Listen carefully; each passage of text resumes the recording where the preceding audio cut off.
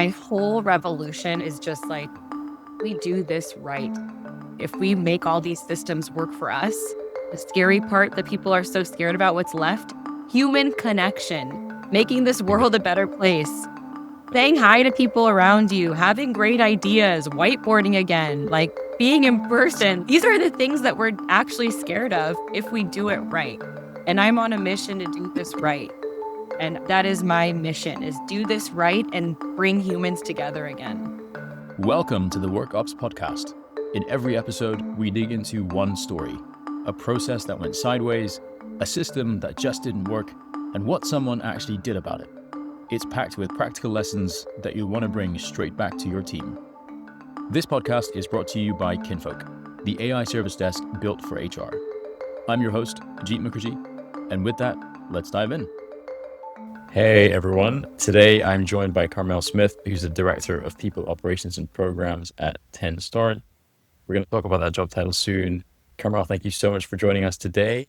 Before we jump into things, a little bit about Tenstorrent. So you guys build processors specifically designed for AI workloads. And the company was founded in 2016 and is led by the amazing and great Jim Keller, who's this legendary chip architect.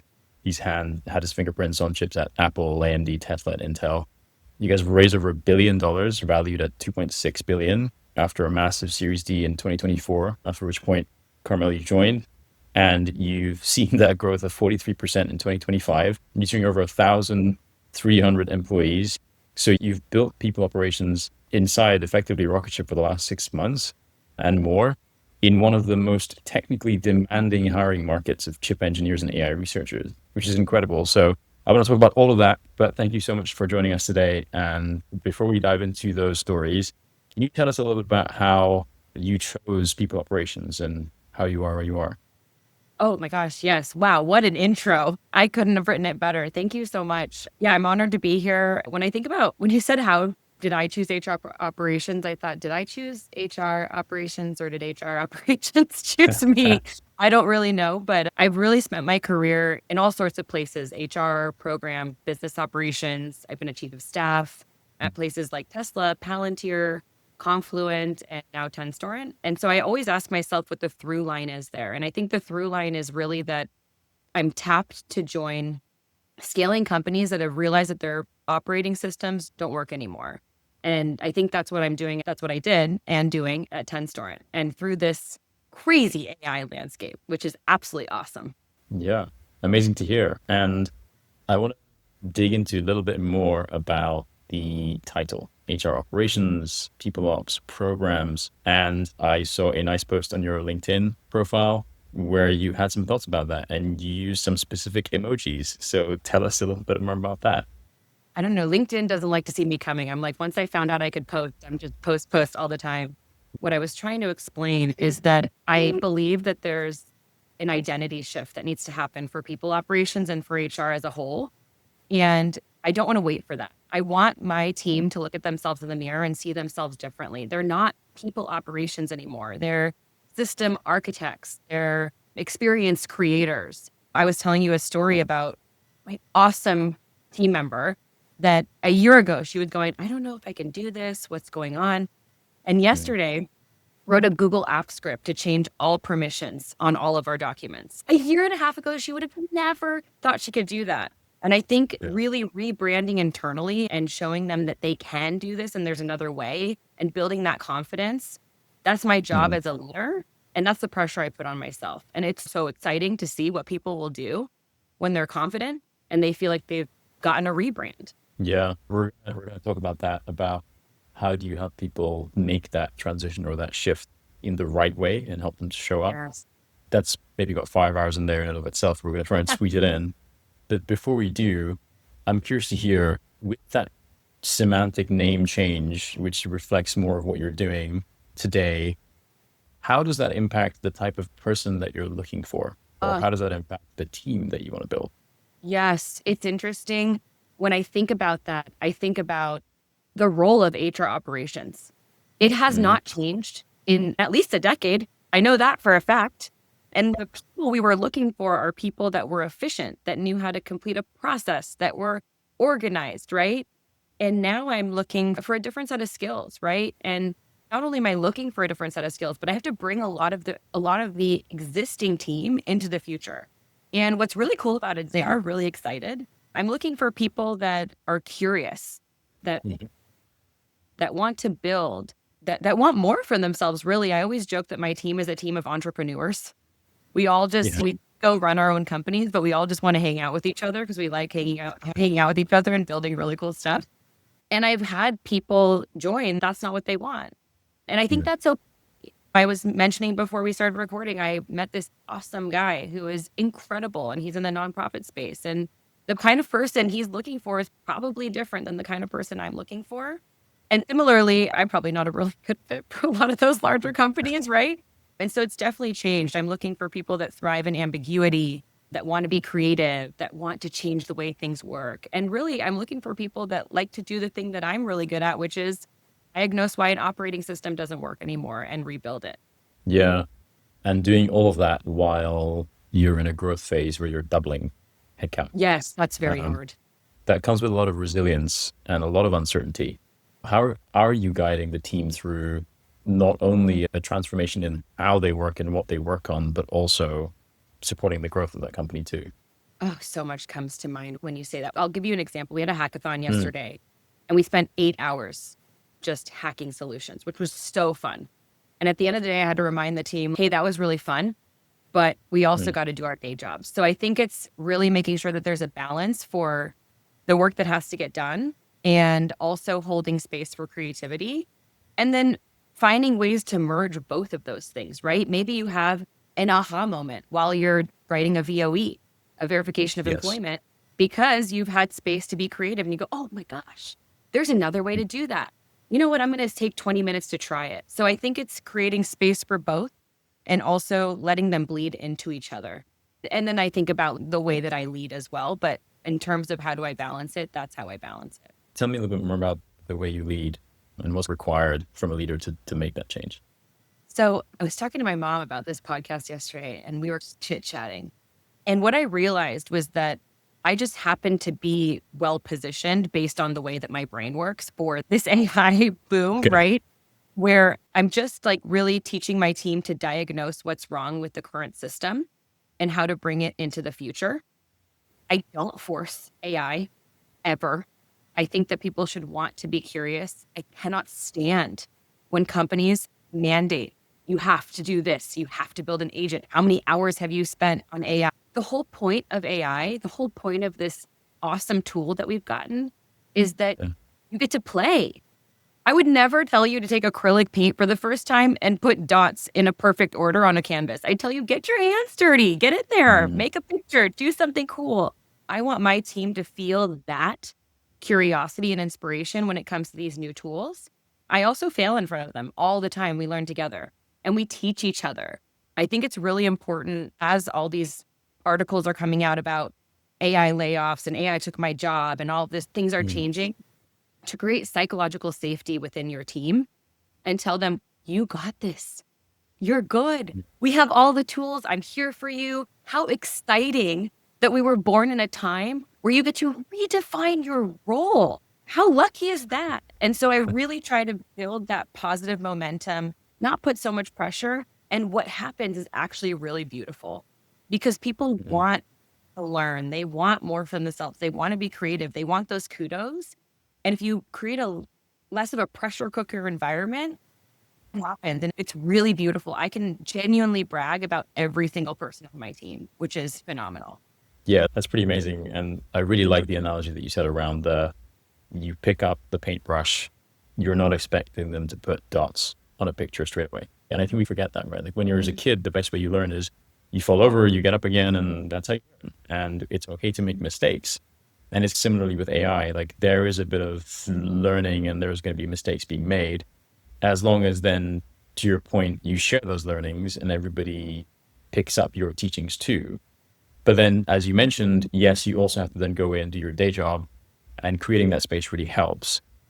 Did you receive any kind of hesitation from folks around, I've never used this before, maybe people don't have that growth mindset, we expect everybody to have that growth mindset? How did you get them to that point where it was okay to engage in the first place?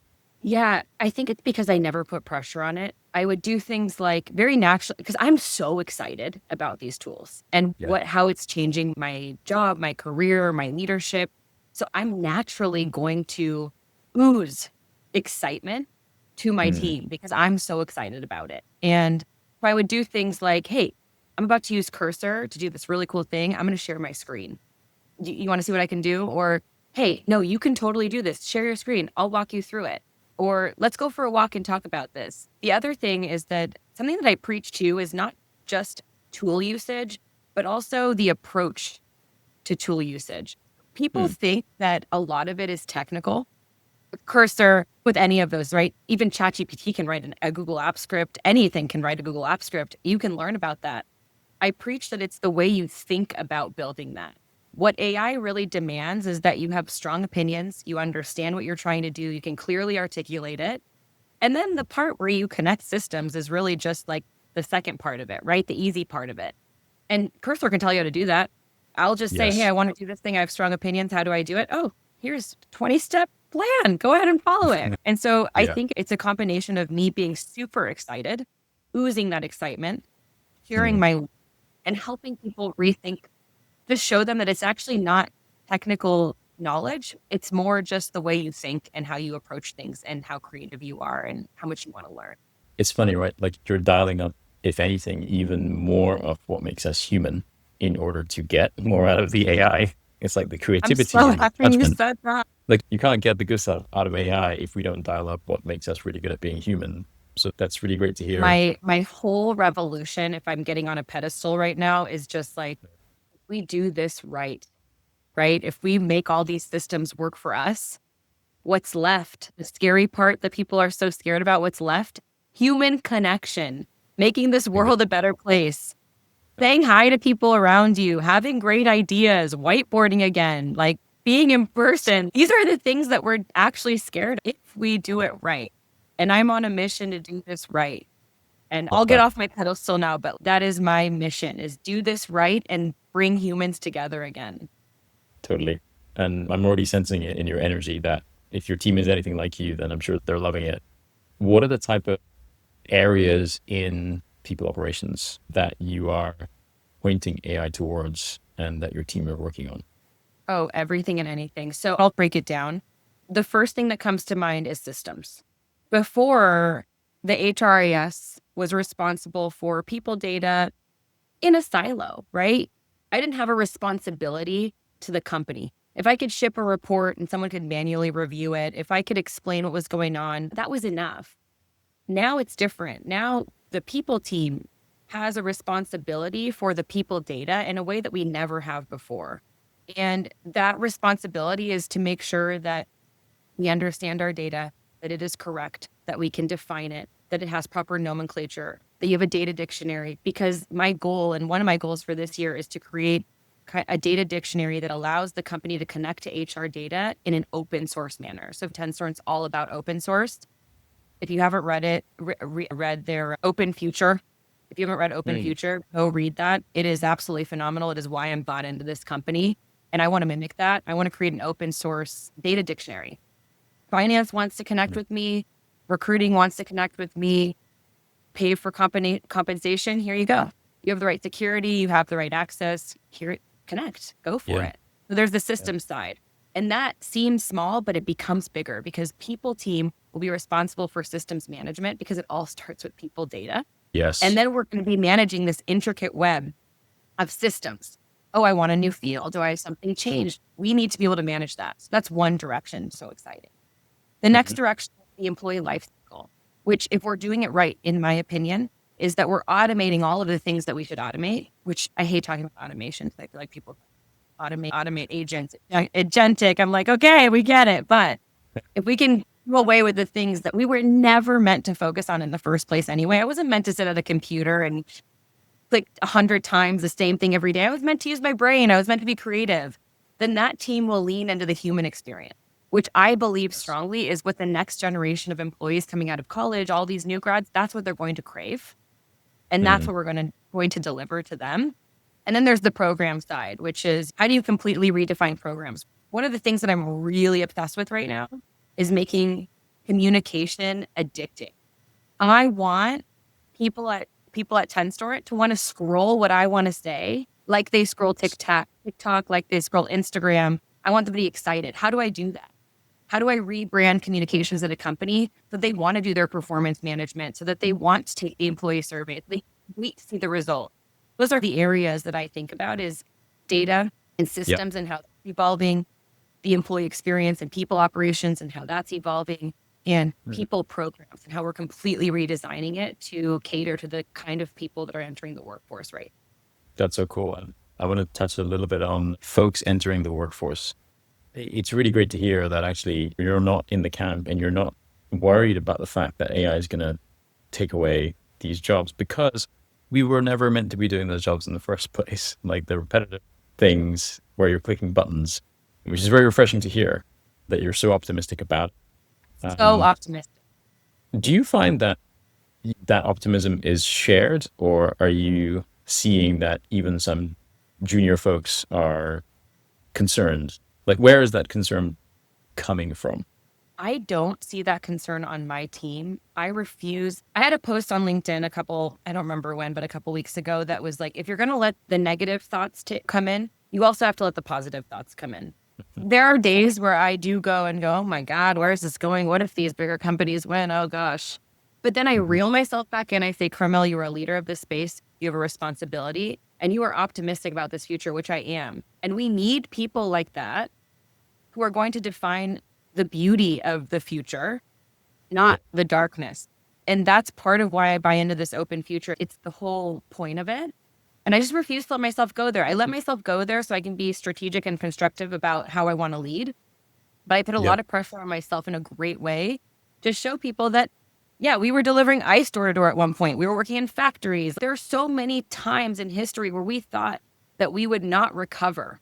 And we did, and it got better, and it's going to get better again. And we can't imagine right now what that's going to look like. But I promise you that if you have a glass half full mentality and you challenge yourself to change the way you lead and lead people into this brighter future, that will be the future we go to. About that. How are you seeing that reflecting in like the way that you describe the work that needs to be done today? Are you restructuring your team into those kind of three buckets when you're hiring? Are you writing different job descriptions? How does that play out? Yeah, I think the biggest difference is that I'm hiring some technical interns, but I'm really not putting pressure on myself to change overnight. I think I'll compare it to an agent, right? If you've ever built an agent, which literally anyone can do, and if you don't think you can, call me. I will show you how to do it in 2 seconds. It's not scary. Many people built an agent, but I did a talk internally a few weeks ago and I said, raise your hand if you've built an agent. Everybody raised their hand. I said, okay, raise your hand if you would trust that agent to do things for you. Okay, you use it. Some people raise their hands. Some people raise your hand if you would just say play and leave. Everyone's hands down. That is the equivalent to trying to force this change. Yes. I could fire everyone. I could build some agents. I could try to automate everything, right? But it would fail so fast. It's the same thing that happened to people operations when they tried to outsource it overnight, fire the whole team, and then guess what? They're rehiring them. I'm not interested in firing everybody and trying to automate. I'm interested in bringing my team into the future and redefining our roles. When you ask me what's changing, yes, the kind of culture I'm creating is changing a little. The person I'm looking for is slowly evolving. But that doesn't mean that things are changing overnight. I wouldn't want that. That's not the point. The whole point is to explore and create. And so I think that's why my team feels safe, because they don't go into their job every day going, I have to use AI or I'm fired. They go into their job every day going, I'm crushing my job. And by the way, I did this really awesome thing I want to share. That's amazing. So you're not like asking them how many hours they're spending on AI. You're not how many tokens have you spent on in the last 2 weeks, that kind of thing, which is great. I wouldn't want someone to ask me that. Yes. That puts a lot of pressure on something that I thought was really fun. Exactly. And it seems like you're really outcomes focused as opposed to output focused. And I'd be curious to hear your thoughts on, there's been and is a rising piece of pressure, which is, okay, we've had some time to experiment and play, and now we want to see ROI from AI. How do you square that with hackathons and creating space for people and allowing them to have that space to experiment? I don't think we need to be tracking ROI for AI. I think my whole philosophy is that it will naturally bleed into everything that the team does if you implement it correctly. So we should measure how many people are scared of AI, how much faster our process, how many processes have we redesigned or rethought. I want to ask different questions. I think when you put pressure on where is your KPI for AI, then it's like, I want it to Yes. be, how has your team evolved? How has your team changed? What is the culture like? How much faster can they produce? How have you evolved the roles and responsibilities, what they're focused on? I think it should show up in everything, not in one thing. That is a very refreshing take, and I really like it. It reminds me of when, people's like websites, they started to say digital marketing instead of just marketing because they wanted to specify that the way we do it digital. Or when folks moved to the cloud, it was like cloud native. It feels like a very similar thing where, from what I'm hearing from you, is that it shouldn't be a separate bucket. We shouldn't need to call out AI and agents and all these things. It just needs to be how we work. And then Part of how we the work. amazing, yes. And therefore the OKRs or KPIs, you're just tracking normal business OKRs and KPIs as you do normally. And the way you do it is just different. Are you seeing a pressure or an expectation of, hey, yes, we now have this new way of working. So we are going to not grow our HR team ever again, or we're going to reduce our HR team over the next 3 years. Like, where does this play out for you? It might be a not like super strategic leadership thing to say, but I'm not thinking 3 years from now, right now. I'm thinking about how do I evolve this team right now? And right now, I need this team. I think that if we were doubling in size again, I would scale the team in the same way that I would before. I think things have just, the way that we have worked has just changed. Yes. I'm really not scared about losing my job. I'm really not scared for my team. I just feel an insane, amazing pressure to bring them into the future. And what we work on might change, right? Their job in 3 years may not be the job they're doing now. We talked about how they may be systems architects, how they may lean into the human experience. But as long as they're willing to come evolve with me, they're still necessary. Yes, exactly. Do you see everyone needing to become more technical? Like you mentioned, you're hiring more technical interns, or is there a carved out space in the people operations world where, hey, you have these folks who are more technical, they're the system connectors, and then you have folks who are more on the business partnering side, or was that team shape? Yes. So I don't manage HRBPs, but there are areas in HR that will always be human. There's always going to be an aspect of human, right? And so I don't know the answer to that question, but when I think about what comes to mind for me is that there'll probably be more technical roles. But something that I think is so powerful is, can you imagine an HR person who is slightly technical? An HR person that's slightly technical is so powerful. I don't think we need to be engineers, but I do think we need to be curious about doing things in a different and a better way or evolving way. On the other end, we talked about human experience, right? There's still the aspect of someone who needs to say hello to someone and see how they feel and connect with them and give them that experience they're looking for. So if that's the area that they're more interested in, I think there's definitely a non-technical space that they can evolve into if we do it right. But I don't know. I feel like every month my thoughts change because things are moving so fast. But I do think that there's always going to be space for the human. Yeah, totally. And whether that's hiring all the way to someone leaving the company, every touch point, if anything, we're going to see more and more, I think, and hope us leaning more into the human pieces as you take away more of the repetitive work. And as you're building up this team and as you're starting to experiment more with agents and AI generally, what are some of the next areas that you're thinking about focusing on? Is it surfacing data to yourselves for a better decision making? Is it allowing other parts of the business to access HR data more easily, or other pieces? Yeah, I right now, the things that I'm the most obsessed with are making sure that anyone can connect to my data. I Mm, really believe that people data will be the foundation for all of the data necessary to run the business. And so my data needs to be easy to connect to. And there's a lot that goes into that. I think about the human experience.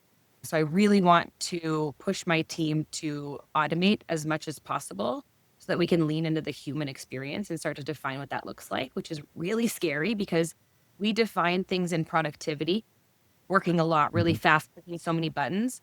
And I'm asking my team to lean into a space where they're giving that part of their job away and focusing on the human side, which is really scary. And then I think about redesigning programs in a way that leverages the systems that I've built and the human experience that I've created. And so what does that mean? I like performance management. I don't want to do performance management the way we always have. How do we change it? But you need time to think about that in space. And I think what's really scary for people is that, what do you mean I'm sitting in a room for 2 hours and I might not have an idea? But I wasn't productive. Oh, but you were. You had great conversations. You had a few whiteboarding sessions that led to a few ideas. And so I think just changing what productivity looks like is something that I'm really obsessed with. Yeah, there's a lot of talk about productivity now, right? Particularly with AI agents. And it makes me think about, how do you measure that, or how do you help people feel confident that the way that they get remunerated or that they feel valued used to typically be, let's say we take the example of sales, it's a much more transactional, quantitative field. I close 20 sales, I get remunerated for that. But if you take away that productivity lens and we're talking about human experience, how are you measuring that? And then therefore saying when someone has been successful versus not, of creating a good human experience within your team?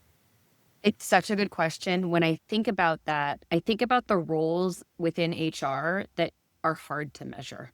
And the first role that comes to mind is an HR business partner. We need HR business partners, but their productivity is sometimes hard to measure.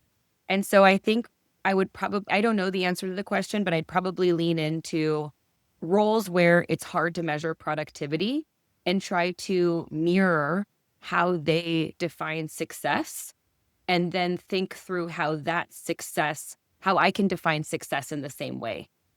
Because I think there will be system, like you can define whether a system is successful. There are a lot of KPIs you can put on that. But then for the human experience side, I think I would borrow some approaches from other teams that are hard to measure. And HR business partner is one that comes to mind. Yeah, it's a tough one. It's a really tough one. I don't think we've cracked it fully. We are almost coming to time, Carmel, and I feel like we've just scratched the surface of so many different topics here. But I want to make sure that we pull some threads on the things that we've talked about from the transformation that you've seen over your time at Tenstorrent, the 2xing of growth, building out your team, migrating folks from the old ways of working to the new. If someone was in your role, or if someone's going through a similar kind of transformation, do you have any tips for them, any advice of what to do, what not to do, perhaps, that you do differently? Let me make everyone listening feel better. I don't know what I'm doing. Okay. I have no idea what I'm doing, and I'm excited about it. And so I think that we need to stop thinking that everybody has everything figured out and start realizing that we all just need to work together to figure it out. And that's exciting.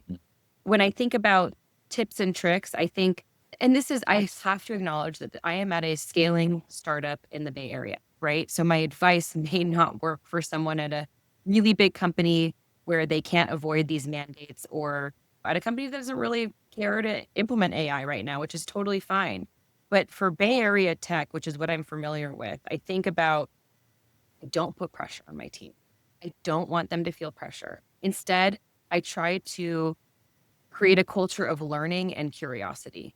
Did you find out something that's really cool? Share your screen. Did you create a process that was awesome? Teach someone. Create a space where everyone feels safe to be creative and to learn.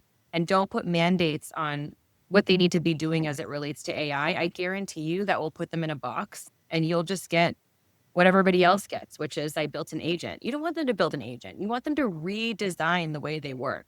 That doesn't come from mandates. It comes from safety and curiosity and time and support. Yes. And what I'll end with too is that a lot of people are thinking about how this is an AI revolution. Yeah. I actually think that what I'm leading is a human revolution, right? The hard part's not AI. AI will math, will build.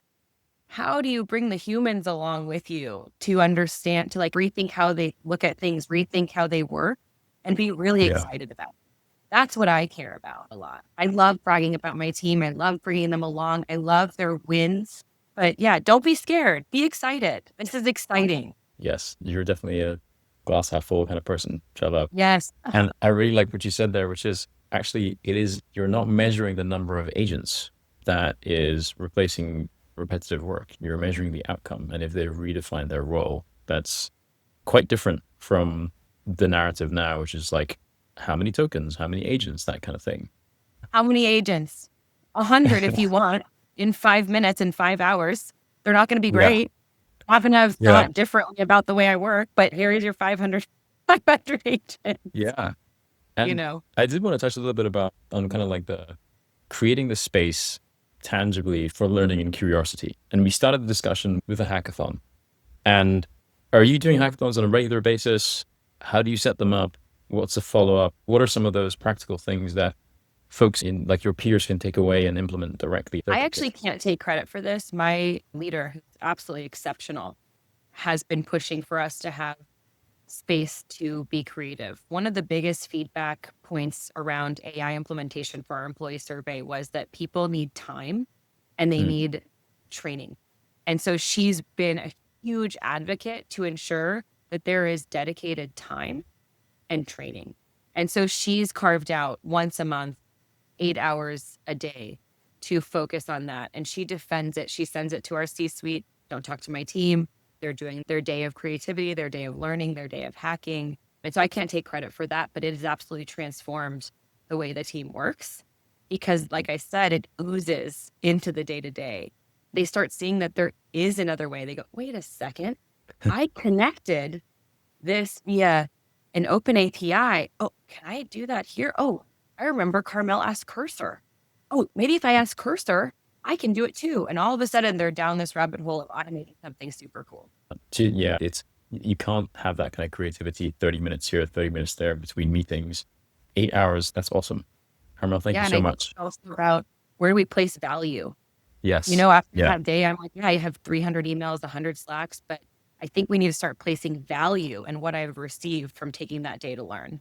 You're going to see those 300 emails and you're going to be like, did I use my time wisely yesterday? When, to your point, after 8 hours, the outcome was a bit of a failure and you didn't have something to show. And therefore, balancing that with those 300 emails the next day can't be easy. So that's really refreshing to hear. Carmel, thank you so much. I always remind my team that when you go out of office and you come back, you live. If you go and take 8 hours to do a hackathon, you're going to live. It's going to be fine. We're going to figure it out together. We're going to live. That's going to be the mantra we're going to take away. But I really appreciate your time for joining the WorkOps podcast. Where can people find you? Where can people engage with you? Would it be LinkedIn? Yes, LinkedIn, Carmel Smith on LinkedIn. Can't wait to hang out. Can't wait to talk. Can't wait for the spicy comments. I love them. Let's have a conversation. You're interested in this. I'm interested in this. Always open to chat. Awesome. For everybody listening, thanks for tuning in and we'll see you on the next one. Thank you so much.